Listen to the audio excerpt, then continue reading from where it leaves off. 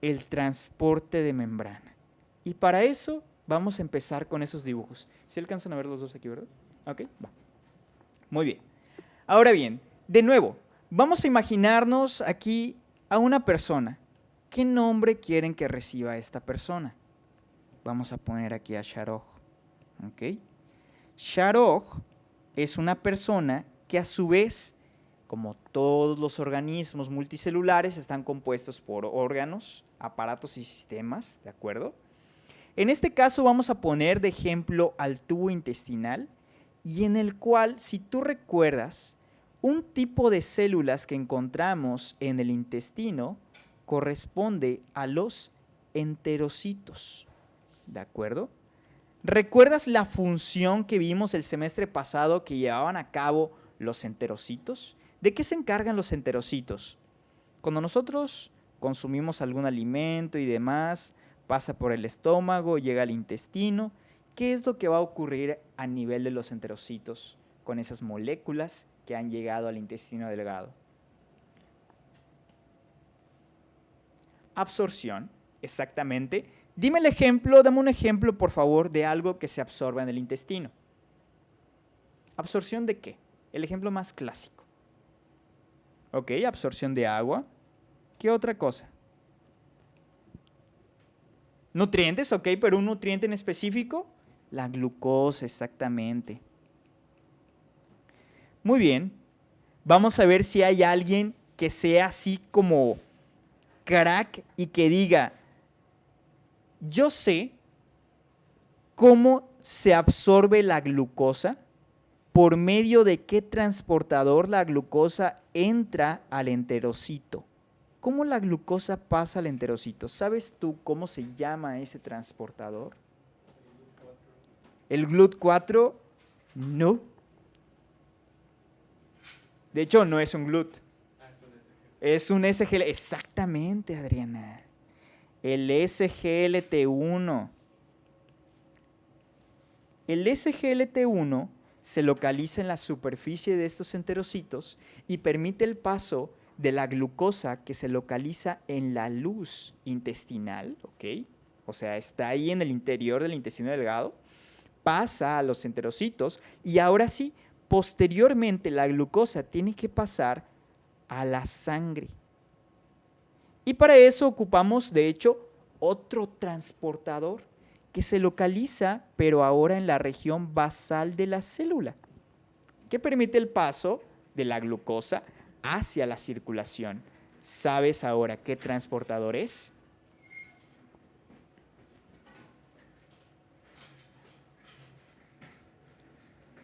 Es un GLUT, ahora sí, pero no es el GLUT4. Es el GLUT2, exactamente. El GLUT2 se localiza en la región vasolateral. No te tienes que aprender por el momento en dónde están localizados cada uno. De hecho, esto lo vamos a ver hasta quinto parcial cuando veamos digestivo. Pero sería bueno nada más, yo te lo menciono, para que nos vayamos adentrando y vayamos entendiendo cómo es que van a ocurrir las cosas o los ejemplos en los cuales los podemos encontrar. Ahora bien, este fue el ejemplo de la glucosa. Pero cuando hablamos de estos transportadores, resulta que estos transportadores que te acabo de mencionar, por ejemplo, el SGLT y el GLUT, realizan transportes de características totalmente diferentes. Los clasificamos nosotros en transportes de distintas categorías, ¿ok? Y para eso vamos a empezar entonces, ahora sí, con el tema de los tipos de transporte que vamos a encontrar. Y primeramente vamos a hablar de que existe un transporte, ¿ok? Recuerda, un transporte, vamos a hablar de transporte de membrana, es decir, lo que ocurre a lo largo de la membrana plasmática, de un punto a otro. Y vamos a empezar con ese transporte que es el transporte pasivo, ¿de acuerdo? Ahí lo tienes en tu manual, vamos a empezar a comentarlo. El transporte pasivo, ¿por qué se llama transporte pasivo? Porque literalmente sucede, ¿ok? El transporte pasivo no necesita como algo que lo esté empujando, sino simplemente le das la oportunidad y pasa de esta manera. Por eso, la característica que tenemos que saber del transporte pasivo es un transporte que no requiere de energía. ¿ok? Vamos a subrayarlo ahí en su manual o vamos a anotarlo si quieres anotarlo. No requiere de energía, no requiere de ATP, no requiere que alguien lo esté empujando, no. Simplemente pasa, ¿ok? Y otra característica del transporte pasivo, de hecho, y es un concepto que también vamos a comentar, es que va a ocurrir a favor, vamos a anotarlo, a favor del gradiente de concentración. A favor del gradiente de concentración. Cuando hablamos nosotros de gradiente de concentración, ¿a qué me estoy refiriendo? La concentración se refiere a lo siguiente. Vamos a poner aquí una separación y supongamos que nosotros tenemos aquí 3 moléculas de lo que tú quieras. Por ejemplo, de sodio, ¿sí? Hay 3 moléculas de sodio aquí. Y aquí, en cambio, hay 6 moléculas de sodio. ¿La concentración a qué se refiere? Es la cantidad de un soluto que hay en cierta región, ¿ok? Aquí hay concentración y aquí hay una diferente concentración. Ahora bien, cuando hablo a favor del gradiente, significa que va desde donde hay más a donde hay menos, ¿ok? De esta manera va a ser el flujo entonces. Va a favor del gradiente, ¿ok? Este es un transporte, es la característica del transporte pasivo. Ahora bien, este transporte pasivo, así como te lo acabo de describir, las generalidades que te acabo de decir, van a aplicar para los siguientes subtipos. Hay 3 tipos de transporte pasivo, ¿ok? Bueno, en realidad son 2, pero uno de ellos lo vamos a clasificar así muy específico, ¿de acuerdo? Vamos a empezar con el primer tipo de transporte pasivo, difusión simple. Te pregunto de nuevo, ¿la difusión simple requiere de energía? Difusión simple, ¿requiere de energía? No, porque la difusión simple es un transporte pasivo, ¿ok? No requiere de energía. Entonces, esas características que te acabo de decir arriba van a aplicar para los siguientes. Empezamos con ahora la difusión simple. ¿La difusión simple en qué consiste? La difusión simple consiste en que, como característica, las sustancias van a fluir libremente por la membrana. Libremente, sin necesidad de energía, ¿de acuerdo? Para eso vamos a poner el ejemplo de esta célula, ¿ok? Aquí está su núcleo, ¿de acuerdo? Y lo amarillo es la membrana, ¿sale? Cuando hablamos de difusión simple, bueno, vamos a poner aquí la membrana. Nada más para que recuerdes una breve introducción de la membrana plasmática.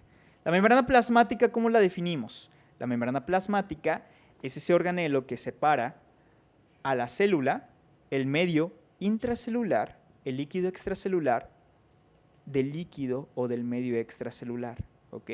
Ese es el organelo, esa es la membrana plasmática. ¿La membrana plasmática de qué está compuesta? ¿Cómo definimos a la membrana plasmática? ¿Qué es? ¿De qué está hecha?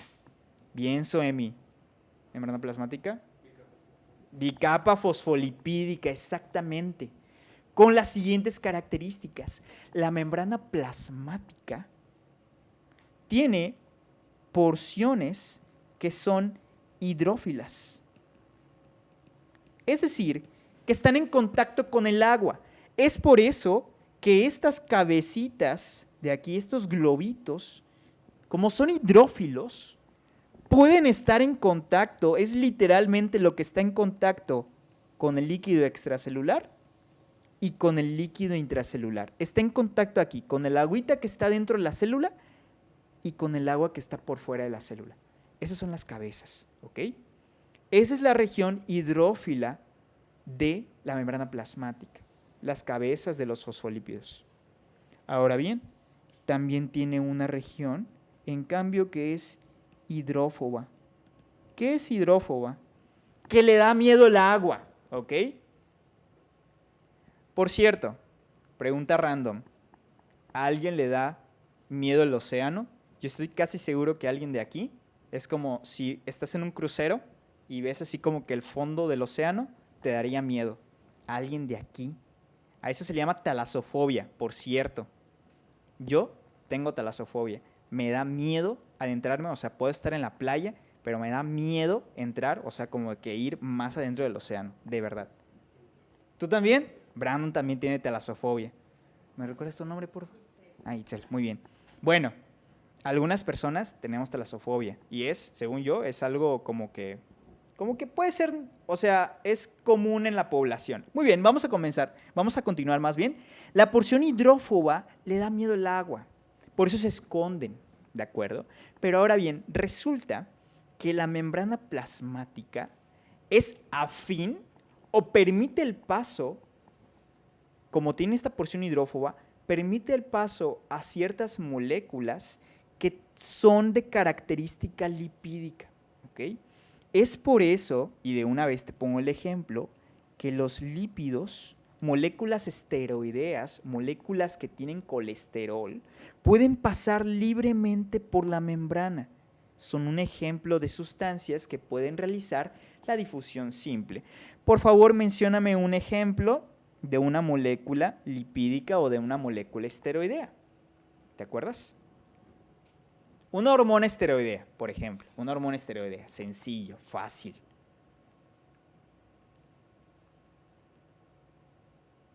¿Ok? Una hormona esteroidea. Venga. Exactamente, la testosterona. Bien fácil. La testosterona puede pasar de una manera sencilla a la membrana. Y es un ejemplo de las sustancias que tenemos para difusión simple. Pero resulta que, y antes de darte los ejemplos, resulta que esta difusión simple, ojo, esta difusión simple, está exactamente también los estrógenos, el estradiol, un ejemplo de estrógenos. La difusión simple está regida o está regulada por una ley. Y esta ley se llama ley de Fick, ¿ok? Ley de Fick. Y aquí te la pongo con colores. ¿Para qué? Para que sea más divertido, ¿ok? La ley de Fick, ¿en qué consiste? La ley de Fick te dice lo siguiente. El flujo o la difusión de alguna sustancia es lo siguiente.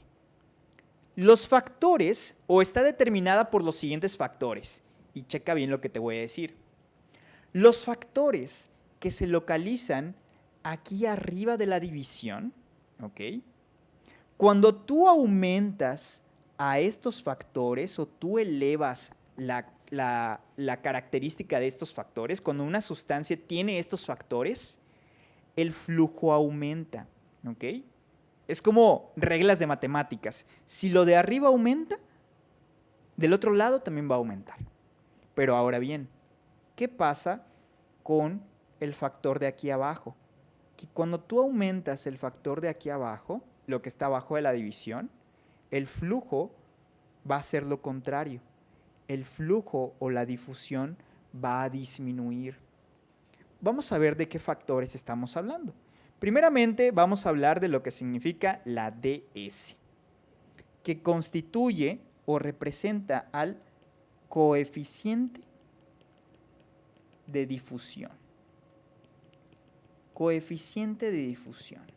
¿Qué significa el coeficiente de difusión? Significa que hay sustancias que son más afines, literalmente por su estructura, a pasar por la membrana. O sea, es simplemente por existir, tienen características que las hacen más afines para poder pasar. Es el caso, aquí vamos a notar, es el caso de moléculas que sean no polares. Es decir, que sean hidrófobas. ¿De acuerdo? Y otro ejemplo son moléculas que sean muy pequeñitas, ¿ok? Muy, muy pequeñitas, tan pequeñitas como para pasar así simplemente por la membrana, ¿sale? Ejemplo de moléculas que por sus características no polares. Hola José, un saludo. Bueno, José, un saludo a José. José estuvo con nosotros el semestre pasado. Aquí lo pueden ver en el chat. Pregúntenle cosas de fisio. Él va a ser el próximo becario de fisio. Salió con nosotros con un 85 en Cardex en fisio. Más para que vean. Muy bien. Moléculas no polares. Ejemplo de ellas. Los gases, por ejemplo. el oxígeno, el dióxido de carbono, el nitrógeno, ¿ok? Otra molécula, el alcohol. El alcohol es una sustancia no polar y pasa fácilmente, no tienes ningún transportador para el alcohol, pasa sencillamente por la membrana. Y otro ejemplo que te voy a regalar aquí, vamos a poner alcohol, dióxido de carbono, nitrógeno, hormonas esteroideas. Hormonas esteroideas. Hormonas esteroideas, la que tú quieras, ya mencionamos algunos ejemplos. Estas de aquí tienen un coeficiente de difusión alto. Entonces tú dime, de nuevo, vamos a hacer el ejercicio. Si estas tienen un coeficiente de difusión alto, ¿cómo va a ser el flujo? El flujo para estas sustancias va a estar aumentado, va a ser elevado, ¿ok? Vamos a pasar ahora a el siguiente factor que influye en la difusión. Vamos a pasar con la A. ¿A de qué? A de área. ¿De acuerdo? A de área. ¿El área a qué me estoy refiriendo? El área de la membrana, ¿ok? Imagina tú que tienes aquí a una célula, ¿ok? Esta célula está como planita, ¿sale? O sea, veo que es como cilíndrica, ¿ok? Pero está plana en su membrana, ¿sale? Ahora bien, ¿qué pasaría si yo elevo o si yo le coloco aquí unas especializaciones arribita para que aumente su membrana plasmática? ¿Ok? ¿Recuerdas cómo se les llama a estas especializaciones? Por ejemplo, en los enterocitos. ¿Qué es lo que tiene ahí arriba? Microvellosidades, exactamente. ¿Qué pasa si yo aumento el área o si yo aumento la superficie de la membrana? ¿Cómo va a estar el flujo? ¿Cómo va a estar la difusión en esa célula? ¿Aumentada? ¿Va a aumentar o va a disminuir? Aumenta, porque está aquí arriba. Fíjate cómo este factor está arriba, por lo tanto el flujo también aumenta. ¿Ok? Sencilla la ley de Fick. Por último, vamos a ver lo que está aquí. El tercer factor que está arribita es la diferencia de concentración. La diferencia de concentración. Vamos a imaginar lo siguiente. Vamos a imaginar que afuera de la célula hay 140 moléculas de sodio, ¿ok? Y adentro de la célula nada más hay 14. ¿La diferencia de concentración es alta o es baja? Tú dime. ¿Cómo es la diferencia? ¿Qué tanta diferencia hay entre 140 y 14? Pues mucha. Es mucha la diferencia. Entonces, como hay mucha diferencia, hay mucho flujo hacia adentro. ¿Ok? Vamos a poner otro ejemplo. Vamos a imaginar nosotros que estamos en los pulmones. ¿Ok? Vamos a poner aquí a los pulmoncitos y vamos a poner a un alveolo. De hecho, aquí abajo tengo un alveolo ya listo dibujado. Resulta que la sangre llega a los pulmones para ser oxigenada. Entonces, la sangre llega con poquito oxígeno. Pero dentro de los alvéolos, ¿cuánto oxígeno hay? ¿Hay mucho o poco? En los alvéolos, pues estás respirando oxígeno, hay mucho oxígeno. Entonces, hay mucho oxígeno. El oxígeno, ¿hacia dónde se va a ir?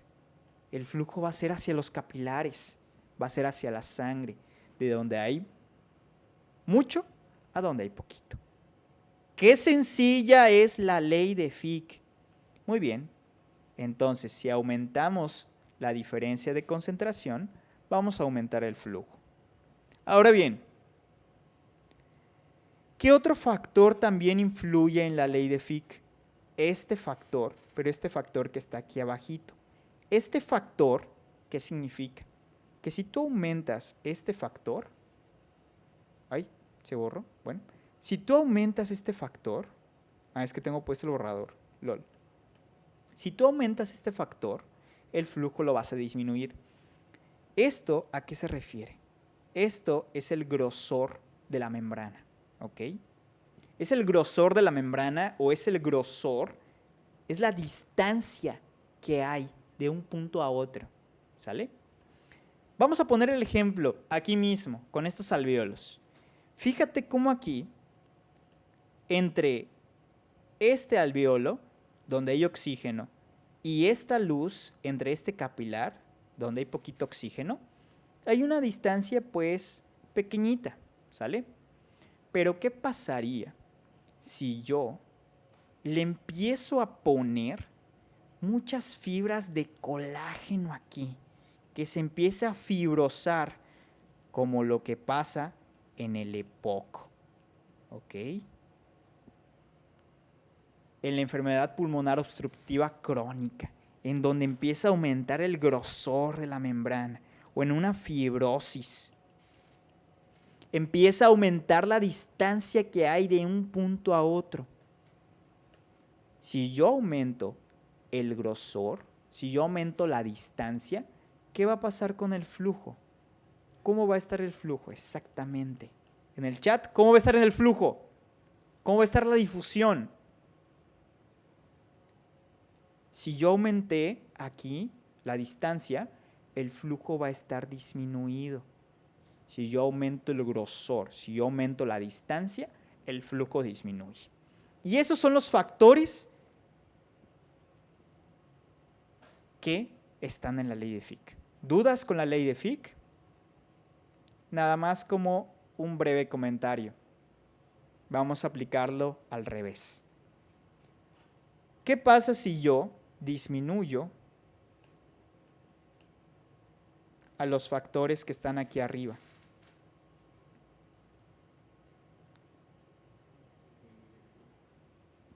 Muy bien. Ahorita vuelvo a explicar lo último, ¿sí? Cuando digo luz, me refiero a la superficie. La luz de los alvéolos es en donde están todos los gases, el interior del alvéolo. Muy bien, recuerda bien lo siguiente. Estos factores de arriba son directamente proporcionales al flujo, ¿ok? Entonces, si yo disminuyo a estos factores de arriba, el flujo también va a disminuir. Y lo contrario con el de abajo, ¿ok? Si yo disminuyo el de abajo, el flujo, en cambio, aumenta, ¿sale? Bien, explico por último el último factor. Recuerda bien lo siguiente. El último factor es el grosor de la membrana, o es la distancia que hay de un punto a otro, ¿sale? Si el alvéolo está muy bonito, la distancia está normal, va a haber un buen flujo de los gases, del oxígeno. Pero si yo, en cambio, aumento la distancia y pongo, no lo sé, por ejemplo, el capilar hasta acá, porque hay muchas fibras aquí que están impidiendo el paso, lo están alejando, ¿cómo va a estar la distancia? La distancia está aumentada, el grosor está aumentado, por lo tanto el flujo pues va a disminuir, ¿de acuerdo? Muy bien, vamos a pasar ahora a lo siguiente, el siguiente tipo de transporte. Lo de abajo es inversamente proporcional al flujo, exactamente. Muy bien, vamos a hablar ahora de la difusión simple, pero yo te lo pongo como un apartado en especial, pero recuerda lo siguiente, para fines de examen sigue siendo difusión simple, ¿sí? Pero yo te lo pongo aquí abajito para que entiendas que los electrolitos también se manejan como difusión simple. Cuando yo hablo de electrolitos me refiero al sodio, al potasio, al calcio, ¿ok? Esos son los electrolitos y también difunden o pasan la membrana de una manera simple, ¿de acuerdo? Entonces vamos a poner acá la difusión simple para electrolitos. No requiere de energía, pero ojo, para que un electrolito pueda pasar por difusión simple, necesita de un canal. Necesita de un canal. Cuando tú escuches la palabra canal, es para electrolitos. Recuerda bien eso. te lo voy a estar preguntando todo primer parcial porque te lo van a poner en el examen, en este parcial y en el último, en el final y en todos los parciales. Necesita de una proteína canal. Cuando yo estoy hablando de una proteína canal, es una proteína, vamos a poner de nuevo el ejemplo de la membrana, es una proteína que simplemente, vamos a dibujarla acá, que está aquí, ¿ok? Esa es la proteína canal. Y un electrolito dice, este es mi canal, déjame paso por aquí. Por ejemplo, el sodio dice, déjame paso por el canal. Si el canal está abierto, el electrolito pasa simplemente, sencillamente, sin energía. Pero lo importante aquí entonces es que el canal esté abierto. Y es por eso que los canales los clasificamos. Existen 3 maneras de abrir un canal y es aquí en donde va la clasificación. Hay canales que son dependientes de voltaje. O sea, necesitan un voltaje específico, una carga en específico para que se pueda abrir. Existen canales que son dependientes de ligando. Es decir, que una molécula venga y abra ese canal. Y también existen canales que son dependientes de estímulos mecánicos. Que tú los estimulas, por ejemplo, aquí los mecanorreceptores de la piel, tú los estimulas y se abre el canal. ¿Ok? ¿Qué ejemplos podemos dar aquí? Vamos a dar uno y los demás te los voy a dejar en una lista, ahí los tienes de hecho en tu manual, porque los vamos a ir revisando conforme vayamos viendo los temas, ¿sale? El ejemplo que te voy a dar en este momento es, imagínate, por favor, ya sé que no lo dibujé tan bien, pero este es el axón, este es el soma, o sea, esto es una neurona, ¿ok? Este que te estoy poniendo aquí es el canal de sodio dependiente de voltaje. Siempre que le vayas a poner aquí de qué depende, cuando veas aquí la letrita V, significa que es dependiente de voltaje. En este caso, ¿qué significa? Que cuando un axón, por ejemplo, una neurona, empieza una corriente eléctrica, esta corriente eléctrica es la que va a permitir que se abran los canales de sodio. ¿Y esto para qué me sirve? ¿O por qué? ¿O qué? ¿Para qué está el sodio ahí? Bueno, resulta que el sodio, al ser un electrolito, tiene una carga y cuando el sodio pasa al axón, al interior de la neurona, este sodio, esta carga, le brinda pues más cargas a la neurona y puede continuar la corriente eléctrica.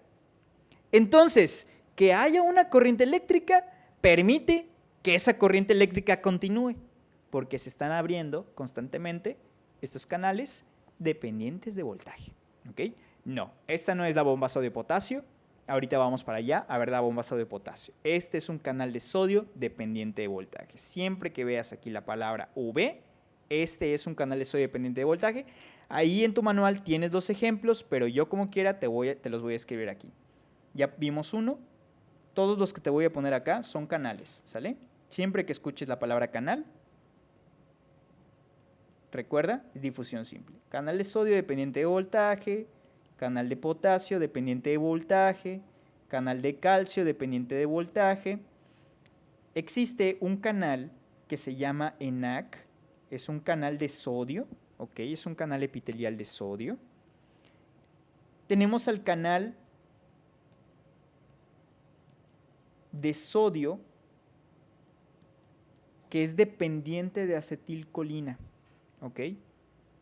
Este canal, cuando se une la acetilcolina a él, permite el paso de sodio.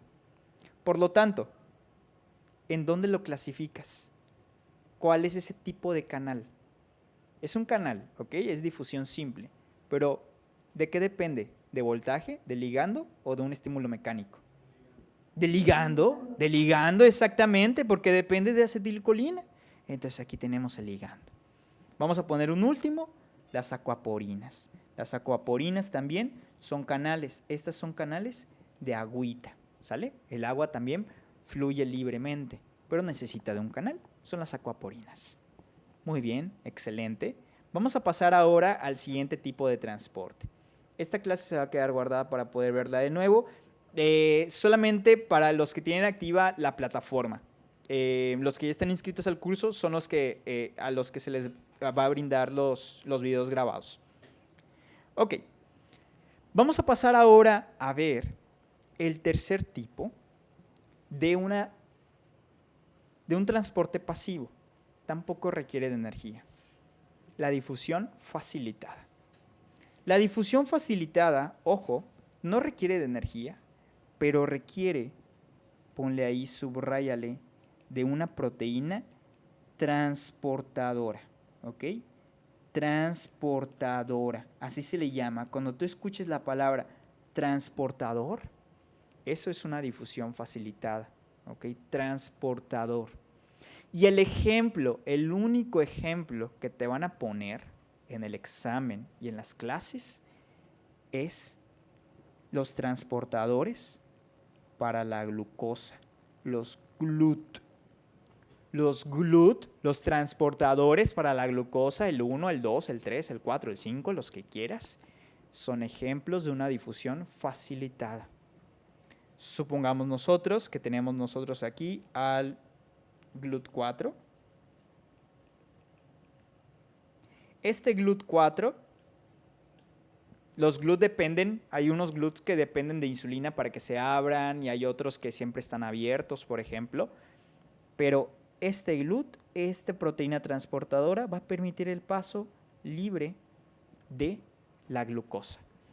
Una característica importante de las proteínas transportadoras es lo siguiente, para que lo tengas ahí también presente. Estas proteínas son muy específicas, a diferencia de los canales, ¿ok? Las proteínas transportadoras son muy específicas, tan específicas que tienen un punto de unión.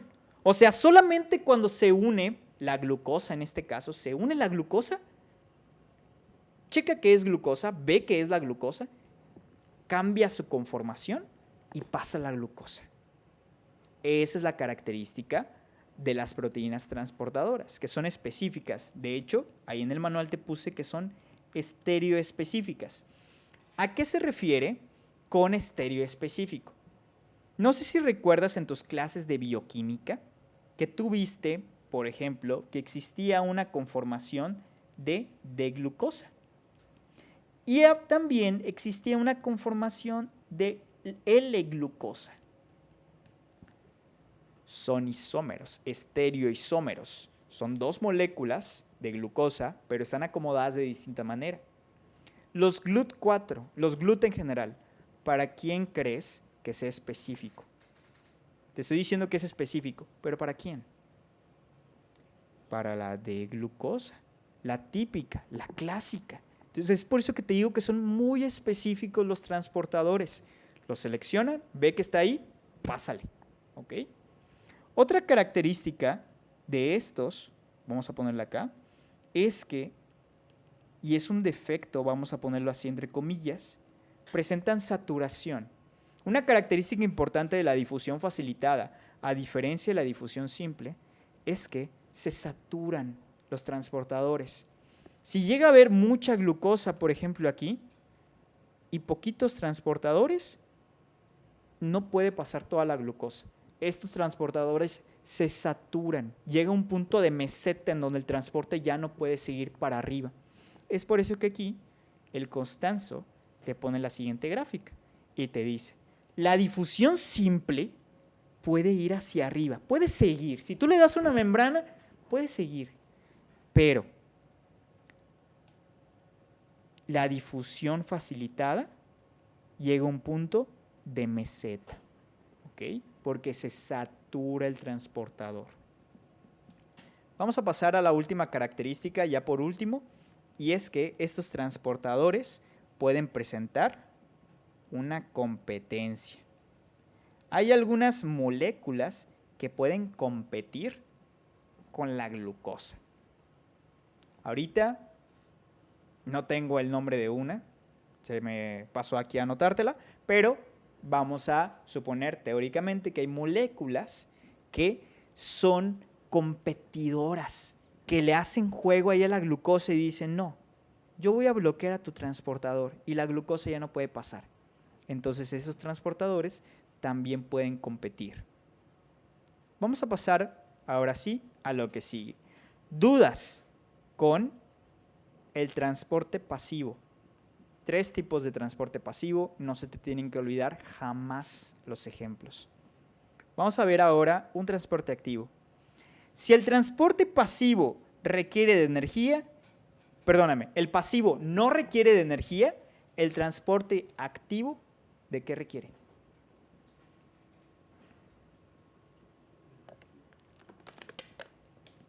Pues de energía.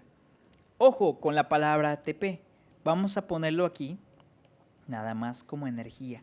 Requiere de energía el transporte activo. ¿Por qué requiere de energía? Porque resulta que las sustancias que van a pasar de un lado a otro, lo van a hacer porque van en contra del gradiente. En contra del gradiente de concentración. Vamos a suponer que nosotros tenemos aquí a una membrana que me está separando a un lado de otro. Aquí yo tengo a mucho sodio y aquí tengo poquito sodio. ¿Ok? El transporte activo, ¿a qué se refiere? El sodio quiere pasar de donde hay menos a donde hay más. Va en contra del gradiente. Es como si tú, por ejemplo, imagínate que estás en la facultad y decides meter a un salón de tu facultad si es un salón en donde caben nada más 50 personas, tú decides meter a 100 personas. Hay 100 personas en ese salón nada más. O imagínate que estás haciendo una fiesta en tu casa y llegan tus papás y tienes que meter a todos al cuarto. Y están ahí todos amontonados. Y resulta que hay una persona que se quedó afuera. E intentas meter a la otra persona.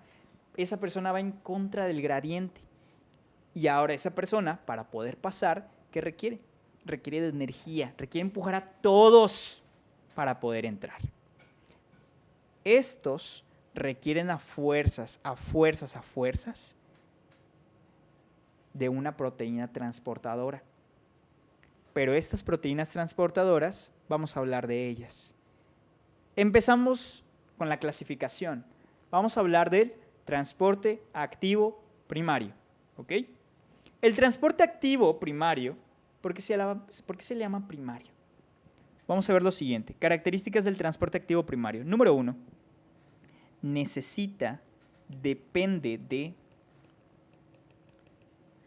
proteínas transportadoras. Y a estas proteínas transportadoras siempre, sí o sí, tú les vas a llamar bombas. ¿Ok? Así se les llama, bombas. Y estas bombas se caracterizan porque utilizan ATP. Están asociadas a una ATPasa que rompe el ATP y utiliza la energía del ATP. El transporte activo primario, siempre que veas una proteína que diga bombas o que diga ATPasa, ese es un ejemplo de transporte activo primario, ¿ok? Y como ya te dije, va en contra del gradiente, en contra del gradiente. Vamos a poner algunos ejemplos y aquí sí. Ahorita mencionaron el ejemplo típico de la bomba. ¿Qué bomba dijeron? La bomba sodio-potasio ATPasa, exactamente. La bomba sodio-potasio ATPasa. ¿Qué es lo que dice el nombre? Dice bomba y dice ATPasa. Cuando yo te pregunte en una semana qué tipo de transporte es, ¿qué me vas a decir? No me vais a decir difusión o quién sabe qué cosa. Me vas a decir, es un transporte activo primario, ¿ok? ¿En qué consiste o qué características tiene? Vamos a ver a este ejemplo en esta célula. Tenemos nosotros a los siguientes iones.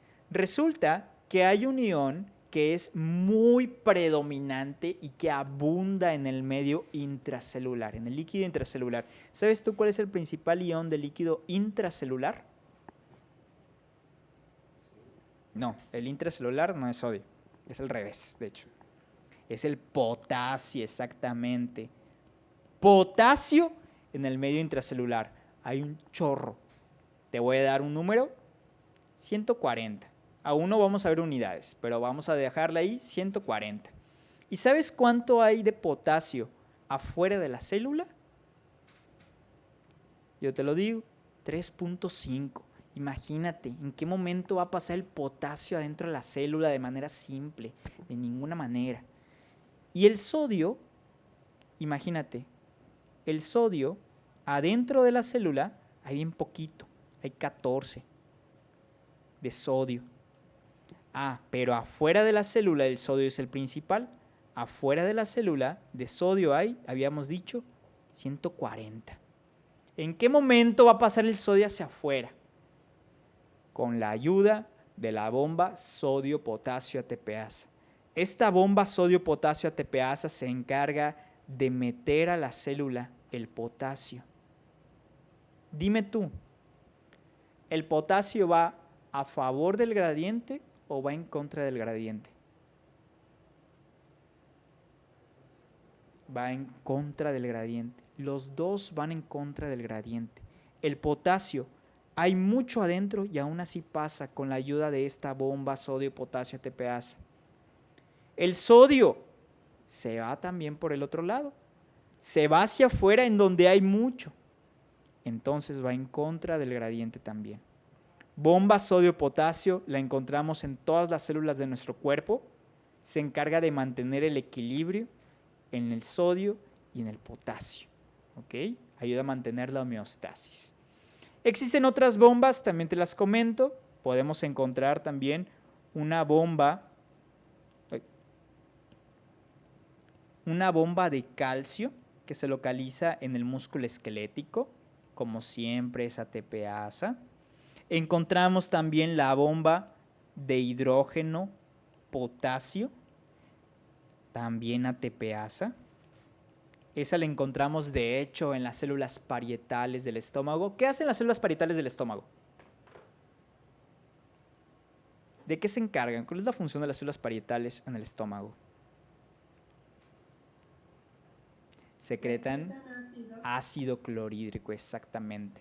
Con esta bomba, estas células pueden lanzar los protones, el ácido, hacia la luz del estómago. Aun cuando el pH del estómago sea muy ácido, estas células pueden seguir lanzándolas el hidrógeno para que siga ácido. Muy bien, vamos a pasar ahora a entender el siguiente concepto. Cuando nosotros estamos hablando, por último, de estas bombas, podemos clasificarlas, ¿ok? Todas estas bombas que te acabo de comentar, todos estos transportadores, son de una clasificación, son unos transportadores o bombas que se les llama bombas tipo P, así se les llama, bombas P. Pero hay otra clasificación, así bien específica. De hecho, déjame comentarte nada más. De esta clasificación está como que un poquito clavada. Antes la preguntaban. En los últimos semestres creo que solamente han preguntado una vez esta clasificación, pero por si acaso y para que te luzcas en la vez que vean en la clase este tema, tú vas a decir, yo me sé ejemplos de ellos. Muy bien. Tenemos los siguientes. Hay unas bombas de tipo F, bombas de protones, y también estas son bombas de protones. La única diferencia está en que las bombas de tipo F son las que nosotros encontramos en las mitocondrias. No sé si recuerdas que en las mitocondrias existen unas crestas mitocondriales y es ahí en donde se lleva a cabo la cadena de transporte de electrones, en donde se lanza mucho hidrógeno, se mantiene mucho hidrógeno. Bueno, esas bombas son bombas de hidrógeno de tipo F específicamente, ¿ok? Las que están en la mitocondria, para que sepas en dónde están.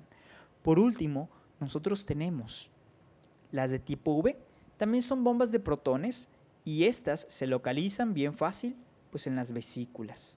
En las vesículas y en los lisosomas. Los lisosomas son organelos que necesitan mantener un pH muy ácido en su interior. Las bombas que tienen los lisosomas son bombas de hidrógeno, pero las clasificamos como de tipo V. ¿Dudas hasta aquí con el transporte activo primario? Palabra bomba, palabra ATPasa, es un transporte activo primario. Muy bien. Vamos a terminar ahora con el transporte activo secundario. Ya nada más unos minutitos y terminamos con los transportes. Vamos a ver que el transporte activo secundario se caracteriza por lo siguiente.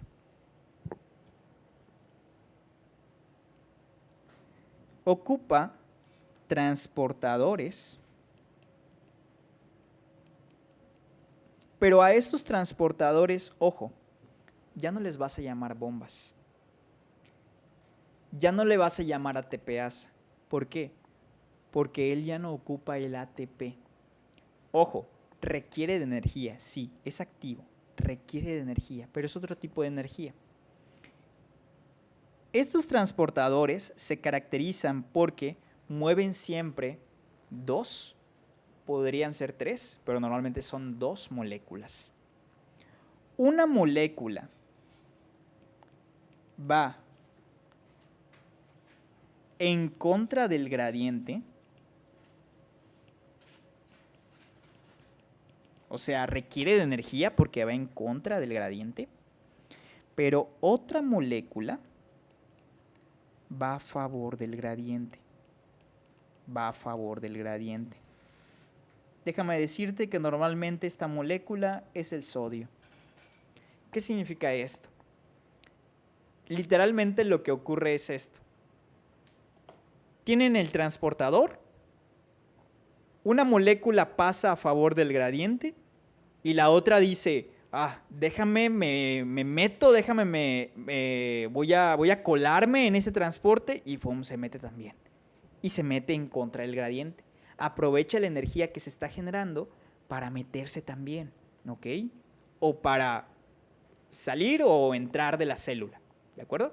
Vamos a ver nosotros el ejemplo típico. Por favor, este siempre es pregunta de examen. Todos los que te he dicho son preguntas de examen, pero este es el que te van a preguntar en el transporte activo primario. Los SGLT. El SGLT. ¿Ok? ¿Qué significa SGLT?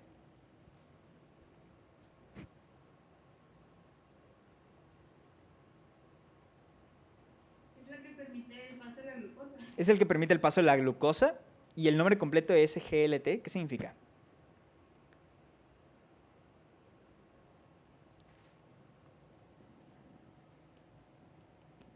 Es el cotransporte de sodio-glucosa. ¿Ok? El mecanismo es de la siguiente manera. Checa lo siguiente. En una célula con un SGLT, la célula tiene aquí la bomba sodio-potasio ATPasa que está sacando el sodio. Lo está sacando de la célula. Entonces, queda aquí en la célula un vacío de sodio, no hay sodio. Entonces, el SGLT permite que el sodio pase desde donde hay mucho hasta donde no hay nada. Dime de nuevo, ¿el sodio va a favor o va en contra? Va a favor del gradiente el sodio. Y llega una molécula que se mete ahí, aprovecha ese flujo, aprovecha ese transporte, esa energía que se está produciendo este vacío y dice, vámonos. La glucosa se mete en contra del gradiente. La glucosa se mete en contra del gradiente. De nuevo, el SGLT, lo que te van a preguntar es, es un transporte activo secundario, en donde una molécula, el transporte activo secundario, ¿a qué se refiere? Una molécula va en contra del gradiente, o sea, ocupa energía, pero la molécula asociada, esa va a favor del gradiente, está yendo a favor, o sea, de donde hay mucho a donde hay poco. Normalmente esa molécula es el sodio. Otra molécula asociada se va a meter ahí al transporte, va a aprovechar esa energía que se está produciendo y vámonos. ¿De acuerdo? Una molécula en contra y la otra molécula a favor. Recuerda que la molécula que se va a mover a favor es el sodio. El sodio es con el que siempre van a estar asociados. Hay dos tipos de este tipo de transporte, vamos a mencionarlos rápidamente. Existe un transporte que se llama cotransporte. Cotransporte. A este también se le llama sin transporte. Sin transporte. Cotransporte o sin transporte. ¿Qué significa esto? Esto significa nada más que los dos solutos, las dos moléculas, van a ir hacia el mismo lado. ¿Ok? Hacia el mismo lado. Y ya. El otro tipo sería entonces un contratransporte. Contratransporte. ¿Qué significa? Que uno se va a mover hacia un lado y el otro se va a mover hacia el otro lado. Si tú ves que uno se mueve a un lado y el otro hacia el otro lado, eso es un contratransporte. A este también se le llama, por cierto, antiporte. Antiporte. Esos son los nombres. Si te llegan a poner alguno de estos nombres, sin transporte, antiporte, contratransporte, cotransporte, ¿de qué estamos hablando? Del transporte activo secundario. Así de fácil y así de sencillo es el transporte de la membrana plasmática. Muy bien, los ejemplos ya te los acabo de mencionar, pero nada más para enlistarlos. El SGLT, el cotransporte de sodio, aminoácidos, cotransporte, bueno, el SGLT es el cotransporte sodio-glucosa, cotransporte de sodio.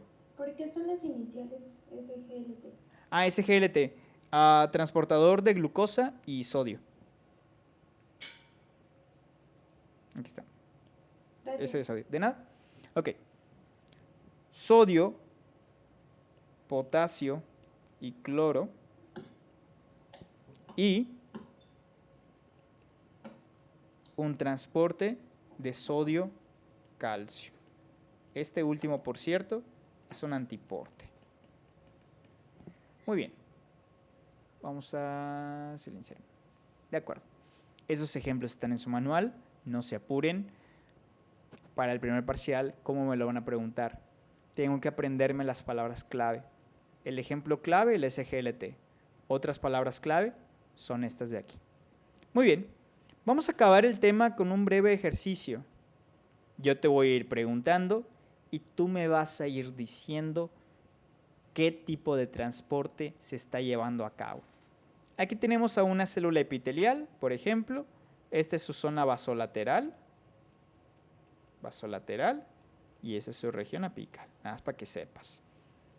Bien. Vamos a preguntarle a Adriana Carrillo. Adriana, por favor. Voy a preguntarle a los que estoy identificando que están en el grupo. Ok, perfecto. Adriana, te toca la pregunta del transportador, más bien la molécula número 1, el ENaC.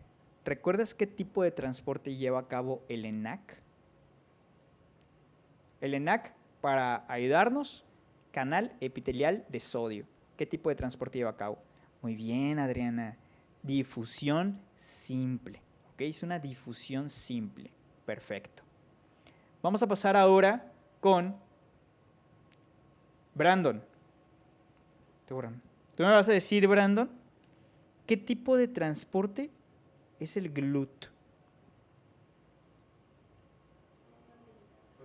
Es un transporte que se llama, ¿nombre completo?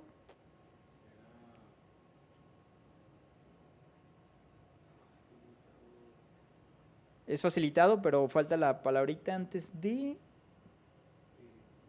Difusión facilitada, exactamente. Es difusión facilitada. Recuerden difusión porque es transporte pasivo. Muy bien. Vamos a pasar al siguiente ejemplo. Alguien que levante la mano y diga, yo me la aviento. La más fácil. Bomba de sodio-potasio. ¿Qué tipo de transporte es? Es activo primario, exactamente. Transporte activo primario. Y el último, SGLT. Tipo de transporte, lo acabamos de ver. Activo secundario, exactamente. ¿Ok? Pregunta de examen del semestre pasado.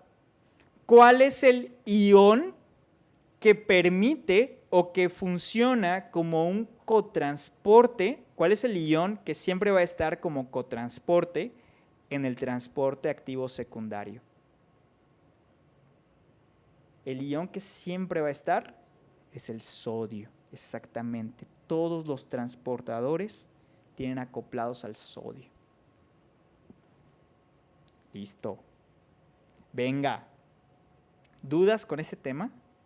¿Tienen dudas con los receptores, más bien con los transportadores de la membrana plasmática?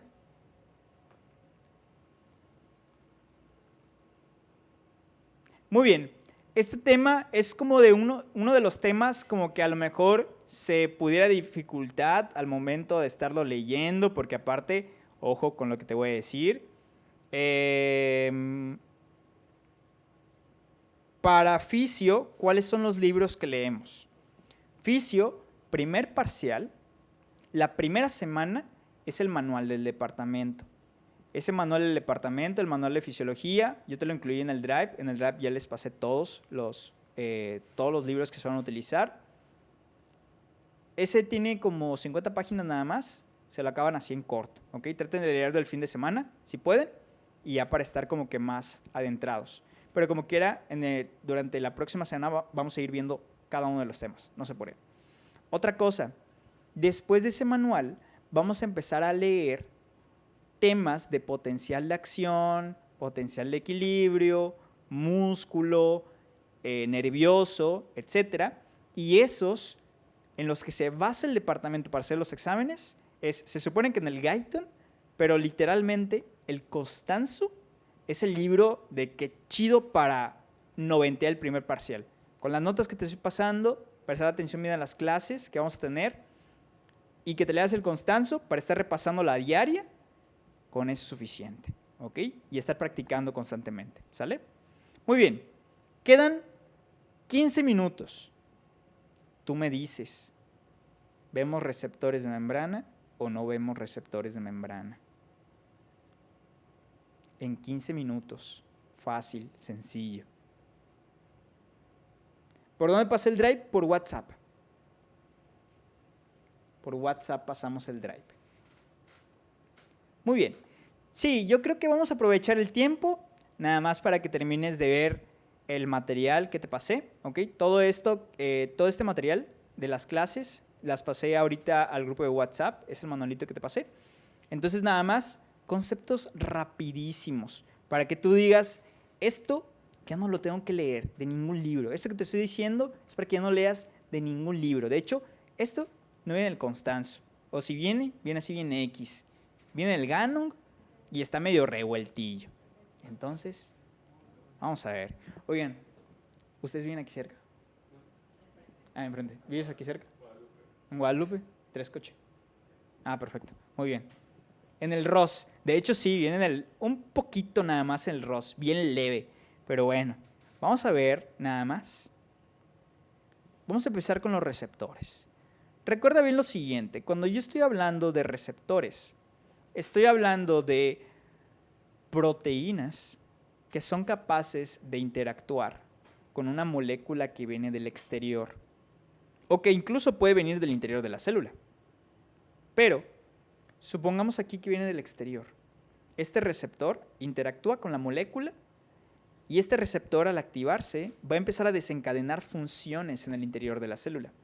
Por ejemplo, es el típico caso de lo que ocurre con las hormonas. Ejemplo de una hormona. Ya no me digan testosterona, ahora díganme otra hormona.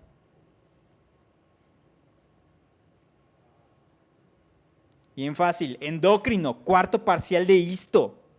Ok, la leptina, muy bien. Insulina, ¿ya se una? De la hipófisis, la hormona del crecimiento, cualquiera, la que ustedes quieran. Ok, vamos a nada más, estamos dando un ejemplo de hormonas, no estamos clasificándolas por el momento. ¿Qué ocurre con este tipo de hormonas? ¿Qué ocurre? Hay hormonas que interactúan con un receptor que se localiza en la membrana plasmática. Fíjate cómo este receptor está en la membrana plasmática, pero estos receptores los podemos clasificar. Y vamos a empezar con los receptores que están acoplados a la proteína G. ¿Ok? Son receptores que están aquí en la membrana, pero aquí al ladito de ellos tienen aquí unas 3 bolitas que juntas forman a la proteína G. Son los receptores también que se llaman receptores GPCR. Existen, ahora bien, 3 clasificaciones de estos receptores, dependiendo de qué subunidad o qué morfología tenga la subunidad alfa. ¿A qué me refiero? Fíjate, este receptor tiene 3 bolitas, ¿sí? Una de estas bolitas es la subunidad alfa, la otra bolita es la subunidad beta y la otra bolita, ¿qué subunidad será? Pues gamma, ¿ok? Tiene 3 subunidades. Pero resulta que la subunidad alfa puede tener 3 tipos: alfa S, alfa I y alfa Q. ¿Ok? Vamos a empezar a ver qué es lo que ocurre si el receptor es un receptor acoplado a la proteína G-alfa S. ¿Ok? Bioca, exactamente. Para los amantes de Bioca, esto lo vamos a volver a ver. Bien fácil. ¿Cómo interacciona o en qué consiste cuando una célula tiene un receptor con una subunidad G-alfa S? Lo primero es que llega una molécula, una hormona, por ejemplo, se une al receptor y mira lo que pasa. La subunidad alfa S estaba unida con la subunidad beta gamma y al activarse el receptor, estas 2 subunidades se separan.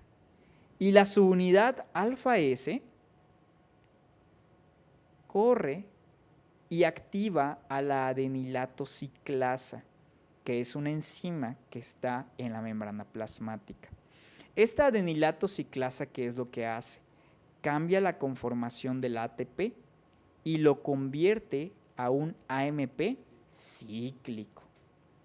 En el examen te van a preguntar, ¿qué cambia o qué es lo que ocurre cuando tú activas a un receptor acoplado a la proteína alfa S? Te van a decir, aumenta el AMP cíclico. Esa es la respuesta correcta siempre. Pero como quiera, apréndete. Se activa la adenilato ciclasa, aumenta el AMP cíclico. Posteriormente, el AMP cíclico va a activar a una enzima que es la proteincinasa A. Al ser una cinasa, esta enzima fosforila a otras proteínas y activa a estas proteínas. ¿Ok? Entonces, ¿qué función tiene? De nuevo, ¿cómo me lo van a preguntar?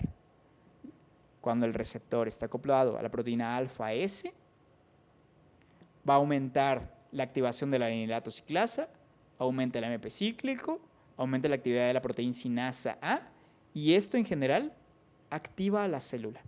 ¿Ok? Esto en general activa a la célula. Vamos a ver ahora qué ocurre, en cambio, si yo manejo una subunidad alfa I. ¿Por qué será alfa I? Porque es una subunidad inhibidora. Inhibe a la célula. ¿Qué es lo que ocurre? Checa. Cuando tenemos a la subunidad alfa I, la inhibidora inhibe a la adenilato ciclasa. Eso es lo que hace. Hace lo contrario aquí. Inhibe a la adenilato ciclasa. Y esta adenilato ciclasa, como está inhibida, el ATP se mantiene. O sea, ya no hay un cambio, ya no se produce MP cíclico, esto ya no ocurre, ahí se queda. ¿Y qué es lo que hace la otra subunidad? Aquí la subunidad beta gamma viene con este canal de potasio y checa lo que está ocurriendo con el canal de potasio. El potasio está saliendo de la célula. Yo te voy a preguntar lo siguiente. Fíjate lo lógico y lo sencillo que es la fisiología. Supongamos que nosotros tenemos aquí a una neurona. Y a esta neurona tiene aquí a un receptor que está acoplado a la proteína alfa I, ¿ok? Recuerda qué es lo que hace, cuál es la actividad, cuál es la secuencia. Con la subunidad, con esta alfa I, se van a abrir canales de potasio y el potasio va a empezar a salir de la célula. Checa lo siguiente, checa qué es lo que ocurre con una neurona. Cuando una neurona pierde potasio o pierde cargas positivas, ¿qué es lo que pasa con su carga eléctrica, con sus milivoltios? ¿Se va hacia lo negativo o se va hacia lo positivo, el interior de la neurona? Se va hacia lo negativo. O sea, la neurona se apaga, está en reposo, no se activa. ¿Qué pasaría, en cambio, si nosotros metiéramos a la neurona, pues, cargas, como el sodio? ¿Qué pasa con su potencial? ¿Se va hacia arriba, hacia lo positivo, o se va hacia lo negativo? Pues se va hacia lo positivo. Entonces la neurona se activa, empieza una corriente eléctrica. Esto que te estoy diciendo es un efecto que puede tener la activación de la proteína G cuando está con la subunidad alfa I. ¿Ok? Entonces, ahí es en tu manual, pero te repito, ¿qué es lo que pasa? Con este disminuye la cantidad de AMP cíclico y ¿qué otra cosa? La célula se inhibe. Vamos a dar el último ejemplo de la proteína G y yo creo que los demás tipos de receptores los dejamos ahora sí para la clase que corresponde, para dejarlo ya como una introducción. Proteína G alfa Q. La proteína G alfa Q siempre la vas a relacionar Q con calcio. La proteína G alfa Q incrementa el calcio intracelular. ¿Qué es lo que va a ocurrir aquí? Tenemos nosotros a una hormona o algo que venga e estimule a este receptor. Si este receptor, de hecho aquí está, para que lo corrijas en tu manual, no me di cuenta, pero es aquí alfa Q, aquí debe decir alfa Q. Cuando esta proteína tiene la subunidad alfa Q, checa lo que hace. ¿A qué enzima va a activar? A la fosfolipasa, la fosfolipasa C. Dime tú, ¿habíamos hablado antes de la fosfolipasa C? Aquí había adenilato ciclasa, aquí había adenilato ciclasa. Esta es otra enzima. Esta fosfolipasa rompe. rompe a un lípido que está en la membrana, que es el fosfatidilinositol, y lo convierte a diacilglicerol y a IP3. ¿Sabes qué significa IP3? Inositol trifosfato, IP3. El inositol trifosfato viene y activa a un canal de calcio. ¿Y qué ocurre? El calcio empieza a entrar a la célula. Por lo tanto, ¿cuáles son los efectos de activar a un receptor acoplado a una proteína G, pero con la subunidad alfa Q? Los efectos son: se activa la fosfolipasa, aumenta la cantidad de diacilglicerol, aumenta la cantidad del IP3 y ¿qué otra cosa aumenta en la célula? El calcio. Mismo ejemplo de la neurona. ¿Qué pasa si yo a esta neurona, qué pasa si le empieza a entrar calcio? ¿Qué va a pasar con ella? Su potencial, ¿hacia dónde se va a ir? ¿Hacia lo positivo o hacia lo negativo? La carga eléctrica, ¿cómo va a ser? Se va a dirigir hacia lo positivo.